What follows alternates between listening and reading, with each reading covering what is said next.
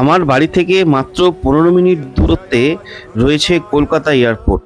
না, আমি by air কোথাও যাচ্ছি না, কিন্তু আমার আজকের দর্শনীয় স্থান কলকাতা এয়ারপোর্ট। কারণ এই কলকাতা এয়ারপোর্টেই আছে এক মন্দির। আজ আমরা দেখব সেই মন্দির ও শুনে নেব সেই মন্দিরের কাহিনী। একদম মন্দিরের দরজাগোড়ায় এসে পৌঁছেছি। চলুন আমরা আস্তে আস্তে মন্দিরটি ঘুরে দর্শন করে নিই এবং মন্দিরটি ঘুরে ঘুরে দেখে নিই।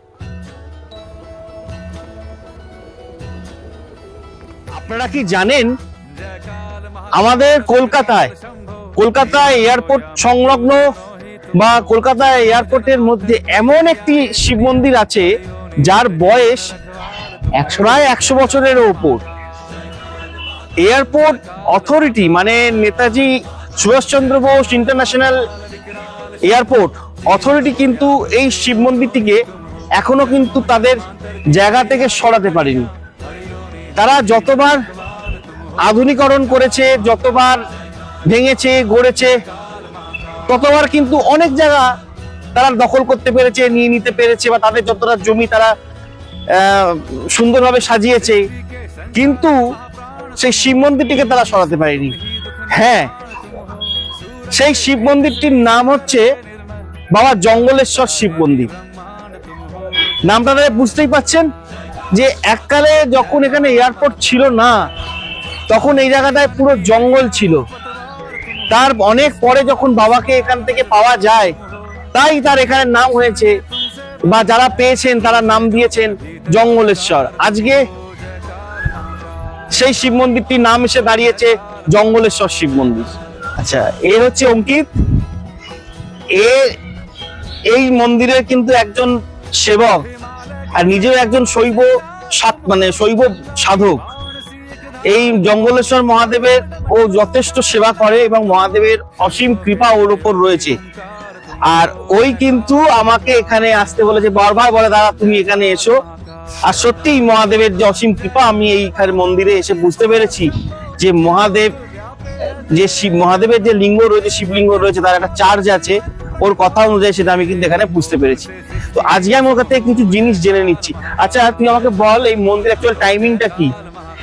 মন্দিরে যদি টাইমিং বলি তাহলে ভোর 5টার সময় মন্দির খুলছে, দুপুর 12টার মধ্যে অন্নভোগ হয়ে বাবার মন্দির বন্ধ হয়ে যাচ্ছে। আবার পুনরায় সন্ধে 5টা 4টে এরকম নাগাদ মন্দির খুলে 10টার আগে বন্ধ করে দেওয়া হয়। এমনি আরতি কখন হয়? সন্ধ্যাবেলা আরতি হয়। যদি শীতকাল হয় আরতি হচ্ছে 7টার মধ্যে শুরু হয়ে যায়। আর এমনি গরমকালে? 6টার মধ্যে, 6টা 6:30টার মধ্যে আরতি শুরু হয়ে যায়। আচ্ছা, এটা হচ্ছে মন্দিরের এন্ট্রেন্স। আর এই এন্ট্রেন্সে ঢোকার ঠিক সামনেই রয়েছে একটা বিশাল যজ্ঞকুণ্ড।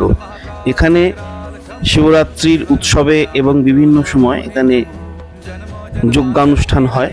আর মন্দিরের মধ্যে প্রবেশ করলেই একটা বিশাল বড় চাতাল আপনারা দেখতে পাবেন। মন্দিরের আমরা দরজায় যে ঘন্টাটি রয়েছে সেটিকে আমরা ঘন্টার ধ্বনি দিয়ে মহাদেবকে জানিয়ে দিলাম যে আপনার দরজায় এসছি, আপনি আপনার মন্দিরে প্রবেশ করার জন্য আমাদের অনুমতি দিন। এবং মহাদেবের আজ্ঞা নিয়ে আমরা মন্দিরের মধ্যে আস্তে আস্তে প্রবেশ করছি। মন্দিরের মধ্যে প্রবেশ করলেই দেখা যাবে বিশাল একটি চাতাল এবং সামনে রয়েছেন নন্দী মহারাজ। মন্দিরটি খুবই পরিষ্কার এবং পরিচ্ছন্ন। সূর্যের আলো মন্দিরের ওপর এসে পড়েছে পড়ন্ত বিকেল। পশ্চিম দিকে সূর্যদেব এবং সেই সূর্যের আলো এসে পড়েছে মন্দিরের গায়ে, যে এক অপূর্ব সুন্দর লাগছে মন্দিরটিকে। ইনি হচ্ছেন সেই নন্দী মহারাজ, বিশাল একটি নন্দী, যিনি মহাদেবের দিকে তাকিয়ে ধ্যানমগ্ন অবস্থায় রয়েছেন। আমরা এনাকে প্রণাম জানালাম। দাদা, তোমার নামটা কি? আমার নাম হচ্ছে মনোরঞ্জন মাঝি। আচ্ছা, এখানে পোস্ট তো কোনো কিছু হয় না মহাদেবের কাছে, সবই সেবায়িত হিসাবে হয়। বাহ। আচ্ছা, এই শিবের মন্দিরের নাম তো জঙ্গলেশ্বর মহাদেব। তো এই মন্দিরটার সম্বন্ধে একটু ছোট্ট করে বলো তো। দেখো, বা এই মন্দিরের ইতিহাস অ্যাকচুয়ালি কি? দেখো, আমার দেখা অনুযায়ী আমি যেদিন থেকে মন্দিরে এসেছি, শোনা যেটুকু, মানে আমি তো বেশি দিন আসিনি এখানে, কিন্তু আমি যেদিন থেকে এসেছি সেদিন থেকে যেটুকু শুনেছি সেটা হচ্ছে তোমার একসময় এটা হচ্ছে জঙ্গলে পরিপূর্ণ ছিল। তো সেই হিসাবে এখানে 1984 আই থিঙ্ক 1984 সাল হবে, ওর থেকে আগেও হতে পারে। আমার যেটুকু মনে আছে 1984 সালে হবে। সেই সময় এয়ারপোর্টে কিছু ট্যাক্সি ড্রাইভার মিলে এটা আদি একজন বাবা আছে এখানে, আদি মহেশ্বর, যেখানে মানে ন্যাচারাল ভাবে যেটা পাওয়া যায় সেরকম একটা মূর্তি পাওয়া গেছিল। তো সেই তখন থেকেই ওই ট্যাক্সি ড্রাইভার মিলে কিছু ওরা সব পূজা আচা করতো, ঠিক আছে। তো সেই সময় এখানে পুরো জঙ্গলের চারদিকে ঘেরা ছিল, মানে পুরো ক্লিয়ার জায়গা ছিল না এখানে। তো সেই পরিপ্রেক্ষিতে ওনারা সেই যখন ডিসাইড করেছে যে বাবার নাম জঙ্গলেশ্বর হওয়া উচিত, এই হচ্ছে ঘটনা। এবার সেই তখন থেকে কিছু আরো ভক্ত এসছে, এবার আরো ট্যাক্সি ড্রাইভার ছিল এসে, তার মধ্যে বিশেষ একজন যেটা হচ্ছে অনেকেই মারা গেছে। এখন যিনি বর্তমানে সব ওতপ্রোতভাবে জড়িত, মানে যিনি মন্দিরকে এতটা উচ্চ শিখরে নিয়ে যেতে মানে নিয়ে যেতে গিয়েছিলেন, তিনি এখনো বেঁচে আছেন, তিনি হচ্ছে গোপাল বলে। এবার তারই অনুপ্রেরণাতে আমরা তাদের উনি মেন উত্তরসূরি, তাদের হাত ধরেই আমরা এখন দেখাশোনা করছি। উনি আছে এখনো, কিন্তু উনি মেন পোস্টে আছে, কিন্তু আমরা সব এখন তাদের সেবা হিসাবে ব্যবহার কি করবো। আচ্ছা, 3টে মেঘলাযুক্ত যজ্ঞকুণ্ড আমরা দেখলাম, আর ঠিক মন্দিরে ঢুকলেই বাঁ দিকে পড়বে মহাবীর, সংকটমোচন মহাবীরকে আমরা এখানেও প্রণাম জানাচ্ছি। এই মন্দিরে শুধু জঙ্গলেশ্বর মহাদেব নন, আছেন অন্যান্য দেবতারাও। আমরা একটু একটু করে সবাইকেই আমরা দর্শন করে নেব। তার আগে মন্দিরটি একটু ভালো করে দেখে নিই, তারপর সমস্ত দেবতাদের দর্শন করে মহাদেবকে আমরা দর্শন করব। মন্দিরটি কিন্তু খুবই সুন্দর, অনেকগুলি ঘর বিশিষ্ট মন্দির এবং দোতলা, এবং সেই মন্দিরটিকে খুব সুন্দরভাবে নকশা দ্বারা ও কারুকার্য দ্বারা সাজানো আছে। সচরাচর এত সুন্দর মন্দির খুব একটা চোখে পড়ে না। বোঝাই যাচ্ছে মন্দির কমিটি কত যত্ন সহকারে মন্দিরটিকে বুকে করে আগলে রেখেছে। দোতলার ওপর রয়েছেন ভগবান নারায়ণ, ভগবান শঙ্কর এবং রামচন্দ্র ভগবান। খুব সুন্দরভাবে সাজানো এই মন্দিরটি, আর এত সুন্দর লাইটিং এর কাজ করা আছে যেটা রাত্রিবেলায় খুবই সুন্দর লাগবে এই মন্দিরটিকে। মন্দির চত্বরে যেমন একটি বেল গাছ রয়েছে, একটি রুদ্রাক্ষেরও গাছ রয়েছে। এত সুন্দর হাওয়া দিচ্ছে, তার সঙ্গে গাছটি যখন নড়ছে খুব ভালো লাগছে, যেন মহাদেব এই হাওয়ায় তৃপ্তি লাভ করছেন। মন্দির চত্বরের মধ্যেই রয়েছেন একটি কালী মন্দির। বলা হয় ইনি হচ্ছেন মা জঙ্গলেশ্বরী। নীলষষ্ঠীর দিন এই কালীর সাথেই যে আদি শিবটি রয়েছে মন্দিরে, তার সাথে এই মা কালীর বিবাহ দেওয়া হয়। এখন আমরা দর্শন করছি সেই কালীর মূর্তি।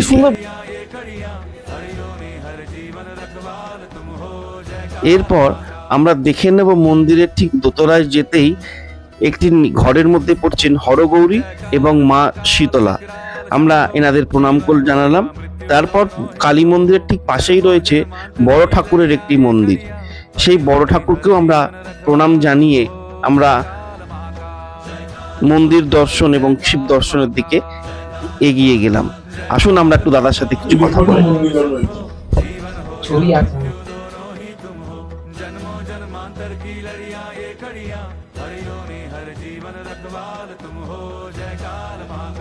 এটা হচ্ছে প্রথম মন্দির। আচ্ছা, এখানে এই যে দেখুন, এনারা সবাই মিলেই মন্দিরটাকে পুনরায় প্রতিষ্ঠা করে দিল। এনারাই প্রথম এই মন্দিরটা প্রতিষ্ঠা, মানে একটি সাহায্য সবাই মিলে একসাথে সংগঠিত হয়ে প্রতিষ্ঠা করেছিল। আর এখানে আমরা এই মন্দির হাত দিয়েছিলাম 1984 সালে।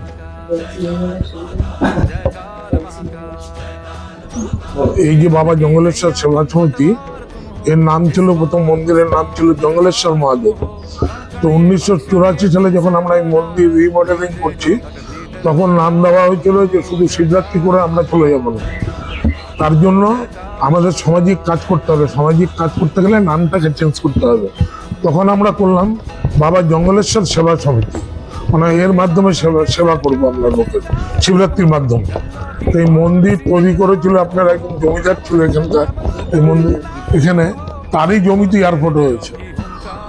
তা উনি আর বউ এই স্বপ্নে এই শিবটা পেয়েছিল এখানে, ওই পাথরটা, ওই ছোট পাথরটা পেয়েছিল। তখন এখানে ওনারা এই মন্দিরে স্থাপিত করে, আপনি ভিতরে দেখলেন ওই ছোটটা।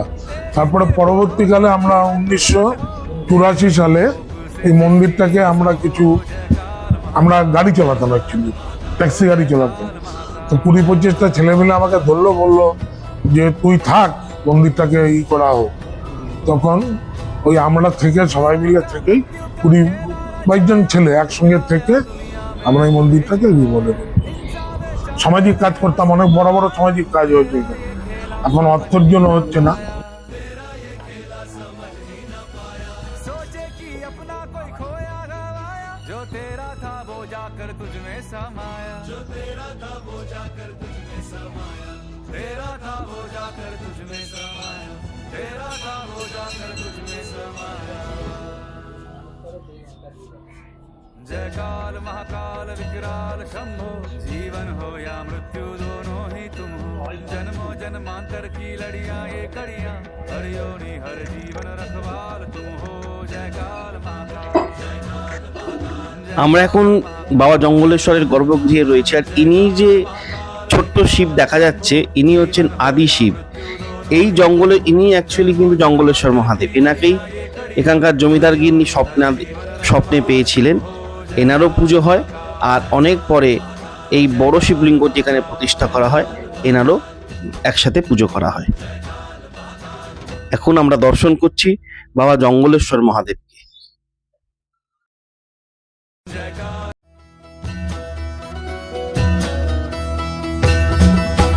जय काल महाकाल विकराल शंभो, जीवन हो या मृत्यु दोनों ही तुम हो, जन्मो जन्मांतर की लड़ियां ये कड़ियां, हर योनि हर जीवन रखवाल तुम हो। जय काल महाकाल, जय काल महाकाल, जय काल महाकाल, जय काल महाकाल विकराल शंभो, जीवन हो या मृत्यु दोनों ही तुम हो, जन्मो जन्मांतर की लड़ियां ये कड़ियां, हर योनि हर जीवन रखवाल तुम हो। जय काल महाकाल, जय काल महाकाल, जय काल महाकाल, जय काल महाकाल।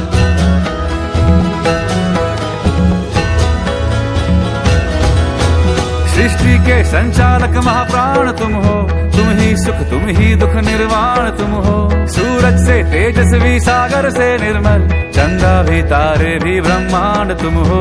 जय काल महाकाल, जय काल महाकाल, जय काल महाकाल, जय काल महाकाल। जीवन की नैया तुम पतवार तुम हो, इस पार उस पार मझधार तुम हो, कण कण ये हर क्षण ये तुमसे बना है, गूंजे जो घट भीतर ओंकार तुम हो। जय काल महाकाल, जय काल महाकाल, ओ जय काल महाकाल, जय काल महाकाल।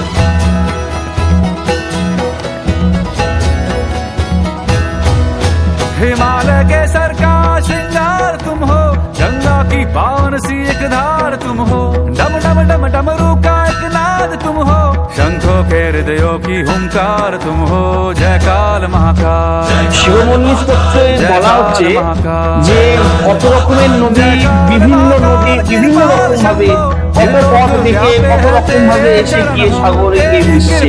তখন কিন্তু আমরা কোনো আইডেন্টিফাই করতে পারবো না যে এটা গঙ্গার জল, এটা যমুনার জল, সরস্বতীর জল, এটা গোদাবরীর জল, আমরা করতে পারবো না। তখন একমাত্র তখন বোঝা যাবে শুধু সাগর, সাগর আর সাগর। অর্থাৎ যে যেরম ভাবেই উপাসনা করুক না কেন, যে যারই উপাসনা করুক না কেন, যে পন্থায় উপাসনা করুক না কেন, সমস্ত মার্গ, সমস্ত উপাসনা, সমস্ত প্রণাম, সমস্ত ভক্তি, সমস্ত শ্রদ্ধা একমাত্র মহাদেবের কাছে গিয়ে পৌঁছাচ্ছে। सोचे कि अपना कोई खोया गवाया, जो तेरा था वो जाकर तुझ में समाया, जो तेरा था वो जाकर तुझ में समाया, तेरा था वो जाकर तुझ में समाया, तेरा था वो जाकर तुझ में समाया। जय काल महाकाल विकराल शंभो, जीवन हो या मृत्यु दोनों ही तुम हो, जन्मो जन्मांतर की लड़ियां ये कड़ियां, हर योनि हर जीवन रखवाल तुम हो। जय काल महाकाल, जय काल महाकाल, जय काल महाकाल, जय काल महाकाल, जय काल महाकाल विकराल शंभो, जीवन हो या मृत्यु दोनों ही तुम हो, जन्मो जन्मांतर की लड़ियां ये कड़ियां, हर योनि हर जीवन रखवाल तुम हो। जय काल महाकाल, जय काल महाकाल, जय काल महाकाल, जय काल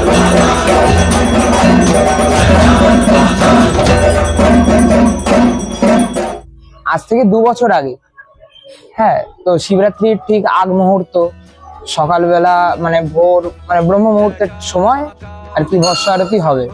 তো সেইভাবে আমরা সবাই প্রিপারেশন নিচ্ছি, আমি আমার এক দাদা মন্দিরের কিছু সদস্য, তো সবাই এরকম ঠিক আমাদের ওই অফিস ঘরে আমরা সবাই শুয়ে আছি, রেস্ট নিচ্ছি। তো হঠাৎ জানলার মধ্যে একটা প্রতিচ্ছবি, জাস্ট একটা কালো ছায়া এদিক থেকে এদিক গেল, আবার এদিক থেকে ঠিক এইদিকে গেল। তো আমি আর দাদা রীতিমতো একে অপরের দিকে তাকিয়ে আছি যে না কি হলো। যখন বাইরে বেরোলাম, বাইরে বেরিয়ে দেখছি কেউ কিছুই নেই, দূর দূর অব্দি কারোর মানে কোনো ছায়া যে চোর এসছে সেটাও নেই। তো এই দেখার পরে আমরা ঘরে ঢুকতে যাব, হঠাৎ নাকের মধ্যে সুগন্ধ, আতরের গন্ধ, মানে খুবই মানে একটা উগ্র আতরের গন্ধ আমরা পেলাম। তো পাওয়ার পরেই আমরা বুঝলাম যে হয়তো কিছু থাকতে পারে। বাবার যেহেতু গৃহ বলা যায় না, বাবা যেহেতু ভূতেশ্বর বলা যায় না। তো এইটা একটা আমার নিজের চোখে আমি যত বছর ধরে আছি দেখা এই আমার একটা অলৌকিক একটা ঘটনা। এই সুন্দর, আমি নিকটস্থই থাকি মন্দিরে। আমি দীর্ঘ 14-15 বছর মন্দিরের সঙ্গে যুক্ত, খুব ছোট থেকেই মন্দিরে আসি, আর বাবার প্রতি তো একটা ভালোবাসা আছে। আমাদের এখানে মেন অধিষ্ঠাত্রী দেবী হচ্ছে আমাদের জঙ্গলেশ্বর মহাদেব, সাথে জঙ্গলেশ্বরী মা আছে, মা মনসা আছে, আরো অনেক দেবদেবী আছে। আমাদের এখানে প্রধান পূজা হচ্ছে শিবরাত্রি, আর সেটা তো এসেই গেছে।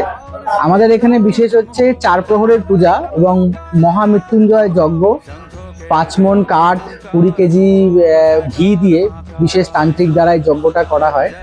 বিশেষ আরতি, তারপর আমাদের প্রধান যেটা রয়েছে বাবার ভস্ম আরতি, যেটা ব্রহ্ম মুহূর্তে অনুষ্ঠিত হয়। এছাড়াও তো সারাউন্ডিং আরো পূজা যাগযজ্ঞ রয়েছে। আর শিবরাত্রিকে কেন্দ্র করে আমাদের এখানে কিছু আর্ত মানুষদের মধ্যে দান করা হয়, বস্ত্র বিতরণ করা হয় বাবার নামের উদ্দেশ্যে। এরকমই সারাউন্ডিং। আর আমাদের আরতির একটা খুব বিশেষত্ব আছে, মানে 4 প্রহরে খুব বাদ্য নৃত্য সহযোগে আমাদের এখানে আরতি হয়। আর মন্দিরে আমাদের সেক্রেটারি প্রেসিডেন্ট সবার তত্ত্বাবধানে এই কাজগুলো আমরা করে থাকি। আর অনুরাধা পরওয়াল, যিনি আমাদের প্রখ্যাত একজন গায়িকা আছেন, উনি এই মন্দিরের সঙ্গে ওতপ্রোতভাবে যুক্ত, উনিও এই রিচুয়ালের মধ্যে পার্টিসিপেট করেন। এবার ধর এই মন্দিরটা একদম এয়ারপোর্টের গায়ে, জাস্ট একদম এয়ারপোর্ট, এই যে এই পাঁচিলটাই শেষ হচ্ছে, ওই দিকটা এয়ারপোর্ট। হ্যাঁ। তো এবার ব্যাপার হচ্ছে ধর এখানে অনেকে দর্শন করতে আসে। হ্যাঁ। তো মানে কিরম ভাবে আসবে? সামনে তো 2.5 নম্বর গেট, হ্যাঁ, এয়ারপোর্ট 2.5 নম্বর, এদিকে হচ্ছে 1 নম্বর। হ্যাঁ। তো কিরম ভাবে মানুষের এখানটা এলে সুবিধা হবে সেটা একটু বলে দে, বা আমাদের দক্ষিণেশ্বরের দিক থেকে কিরম ভাবে আসবে সেটা একটু বলে দে। আচ্ছা, যদি দক্ষিণেশ্বরের দিক দিয়ে আসে তাহলে নোয়াপাড়া স্টেশনে নেমে বিমানবন্দর মেট্রো স্টেশনের ঠিক পাশেই হচ্ছে আমাদের জঙ্গলেশ্বর মন্দির, একদম গা লাগোয়া, মানে নেমেই 1 মিনিটের মধ্যে তারা মন্দিরের কাছে পৌঁছে যেতে পারে। আর যদি বাসে করে আসে কেউ, যদি উল্টোডাঙ্গা, ধর্মতলা এইসব দিক দিয়ে বা বারাসাতের দিক দিয়ে যদি আসে, তাহলে তারা 2.5 নম্বর গেটে নেমে পায়ে হাঁটা পথে আপনার 5-6 মিনিটের মধ্যে মন্দিরের সামনে চলে আসতে পারবে। তা এখানে মেট্রো করে কিরম ভাবে আসবে? মেট্রো করে নোয়াপাড়া নামতে হবে, নোয়াপাড়া নেমে বিমানবন্দরে মেট্রো ধরতে হবে। মেট্রো ধরে ঠিক বিমানবন্দর জয় হিন্দ স্টেশনে নেমে ওইটুকু চলে আসতে হবে। আর এখানে ধর কেউ ভক্ত বা কারো খুব দরকার পড়েছে বা কারো ইচ্ছাও তো থাকতে পারে, হ্যাঁ, শিবের মানে একটা রুদ্রাভিষেক করাবে, হ্যাঁ, বা এখানে একটা যজ্ঞ করাবে, তার কি এখানে কোনো ফেসিলিটি আছে? তুই কি করে দিতে পারবি? না, আমি অবশ্যই করব না। মন্দিরের যে মূল পুরোহিত আছেন তার সাথে যোগাযোগ করতে হবে, কমিটি কর্তৃপক্ষের সাথে যোগাযোগ করে পুজো করতে পারবেন এবং রুদ্রাভিষেক যজ্ঞ আদিও করতে পারবেন। আজকের এই বাবা জঙ্গলেশ্বরের এই ভিডিওটা জঙ্গলেশ্বরের মহাদেবের চরণে আমরা শেষ করছি। সামনের সপ্তাহে আবার একটা ভিডিও নিয়ে আপনাদের সামনে হাজির হব। ততক্ষণ পর্যন্ত আপনাদের সবাইকে খুব ভালো থাকতে হবে, সুস্থ থাকতে হবে, আনন্দে থাকুন। জয় ভবানী।